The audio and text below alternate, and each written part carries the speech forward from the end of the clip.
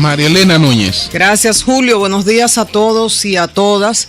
Para aquellas personas que han estado preguntando por las misas, por la muerte de Carlos Luciano, son a las 7 de la noche en la parroquia Divino Niño de Las Praderas. Todos los días, con excepción del domingo, que es a las 12, y recordarles que ya el martes 18 es la última misa. Creo que este domingo la psicóloga y consultora holística, esposa de Carlos Luciano, María Cristina Pagán, estará acá en la cabina en el programa Al Otro Lado. Digo creo porque esa fue su decisión ya, estar acá, se está integrando poco a poco al trabajo, pero los que han pasado por un proceso de duelo, sobre todo de un ser tan cercano como es el esposo, el compañero de vida, saben lo que esto significa. O sea, que es su decisión. De todas maneras, al otro lado va. Puede ser que con mensajes grabados o con María Cristina aquí en vivo, que esa es su decisión y yo creo que así será. Entonces, como recordaba siempre el doctor José Manuel Pérez Hernández, ahora Carlos está al otro lado. ¿Cómo se denomina este programa? El primer spa radial de Sol, por supuesto. Señores, una pregunta. ¿Dónde está el teniente Taveras Rodríguez del Ejército Dominicano adscrito a la DNCD? Nadie sabe dónde está. Está desaparecido luego de ser sancionado con 30 días de arresto. ¿Cuál fue el pecado de este teniente Taveras Rodríguez? Y fue un hecho que ocurrió en diciembre. Rechazar un intento de soborno de $200,000 de parte de narcotraficantes para permitir que pasaran 250 paquetes de cocaínas procedentes de Sudamérica por el puerto multimodal Caucedo. Él recibió una llamada de un informante diciéndole: en este barco hay un contenedor con drogas que viene de Perú. Se movió y en un operativo en el que participaron miembros de la Dirección de Inteligencia Militar, conocida como el J2, del Ejército, del Ministerio de Defensa, DNI, el Departamento Nacional de Investigación, el Cuerpo de Seguridad Portuaria, él y otros de la DNCD, evitaron que pasara esta droga. Incautaron la droga, cumplió con su deber de dar la información de quién intentó sobornarlo, pero no quiso dar la información del colaborador, el dato de quién fue el informante para proteger a esa persona. Dicen que se estila que se preserve en esos casos, no hay que revelar la fuente. Él cumplió con su deber porque él dijo quién intentó extorsionarlo. Y esa persona que intentó sobornarlo era la persona encargada de recibir la droga. O sea que las autoridades tenían suficiente información para actuar en base a ese nombre. Pero el teniente es castigado, sancionado con 30 días de prisión. Ahora no se sabe dónde están.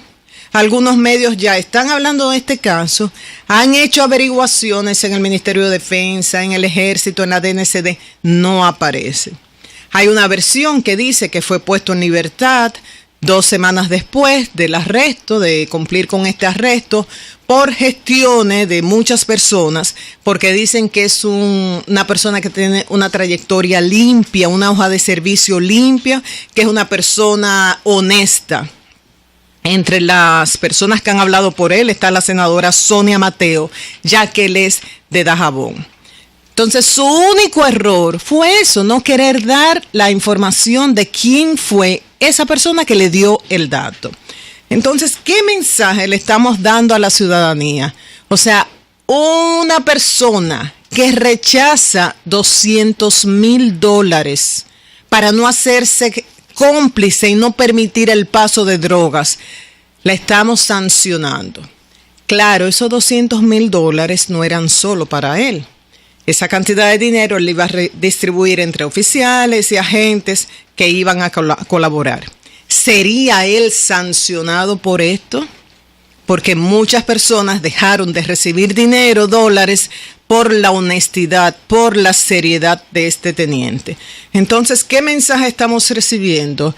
Hay muchos que se encargan de llevar toneladas y toneladas de drogas a los Estados Unidos y en 2 o 3 años son puestos en libertad y en 2 o 3 años mantienen los bienes que han conseguido a través de esto. Entonces, personas como él, militares como él, que dicen no a este intento de soborno, entonces son sancionados y las autoridades no explican el por qué.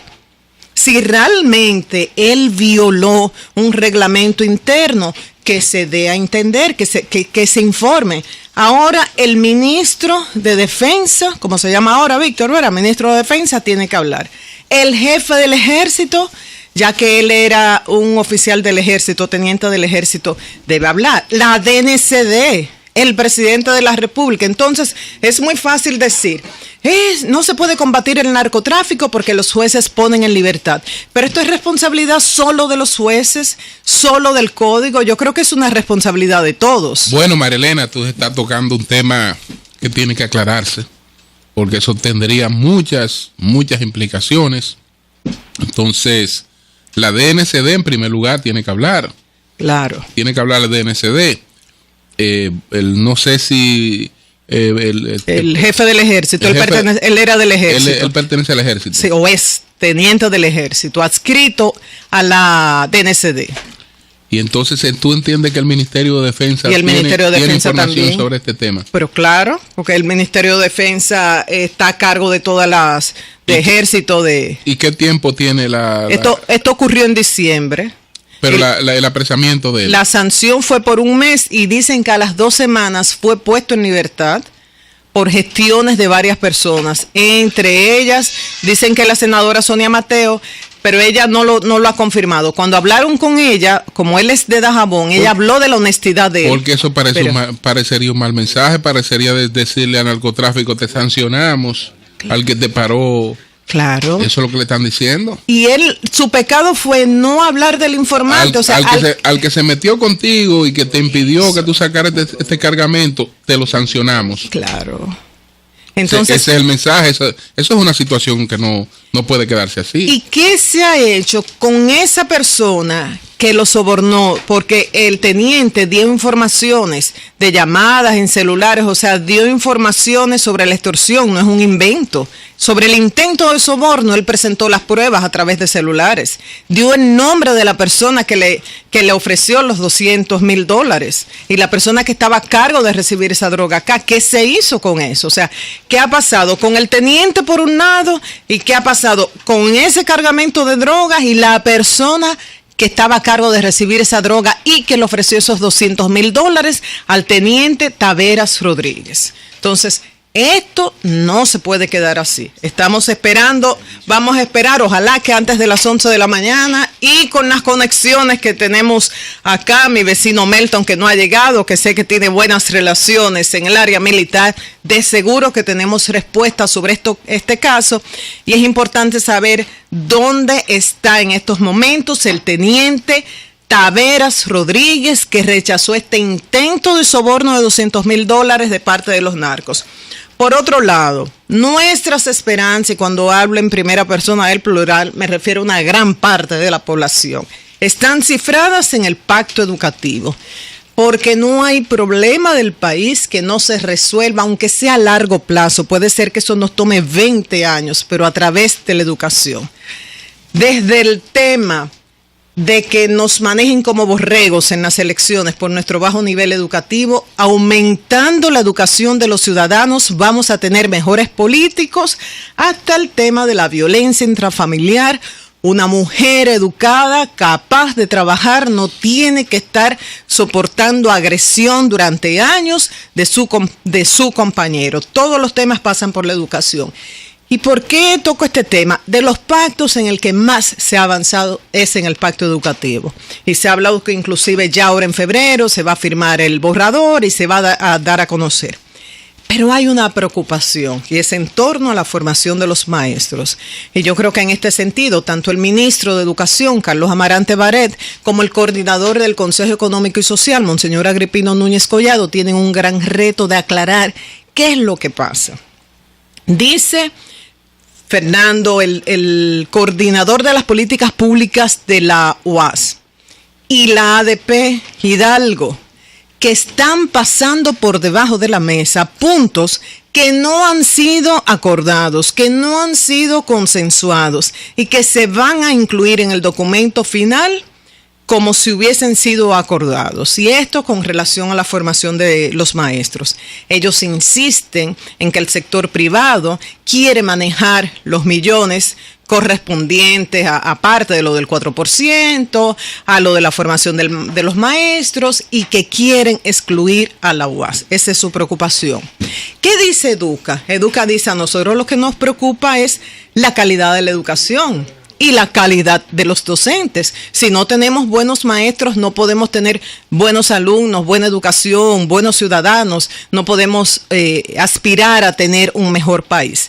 Y dice Educa también: cada ciudadano, cada empresario que paga impuestos tiene el derecho y el deber de ver cómo se manejan los fondos y esto debe ser transparente. Yo creo que en este sentido tiene razón Educa. Sobre la formación de los maestros, eso no funciona bien, ahí están los resultados, inclusive los maestros se han reprobado en las pruebas que se han hecho, en las evaluaciones que se han hecho. ¿Qué ha dicho la ministra de Educación Superior, Ligia Amada Melo de Cardona? Y también el ministro de Educación, en el caso de la formación de los maestros, que la UAS no ha querido cumplir con las normas que se le ha exigido a las universidades. O sea, no es que se ha excluido a la UAS porque la UAS quedó fuera, no, sino que la UAS no ha querido cumplir con estas normas. Un ejemplo, ¿qué se ha dicho? Para los maestros de la primaria, bien, que pasen por pedagogía y punto. Pero para los maestros de secundaria se les exige pasar por las escuelas correspondientes de las materias que van a impartir. El profesor de química tiene que adquirir su licenciatura en química y luego también pasar por pedagogía. Aparentemente ahí está el problema, según lo que ha explicado Ligia Amada Melo de Cardona.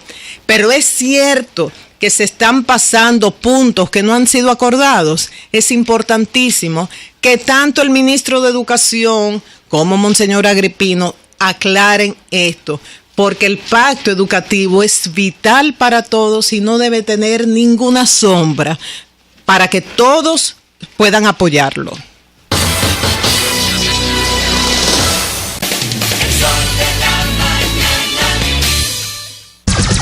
Son 106.5.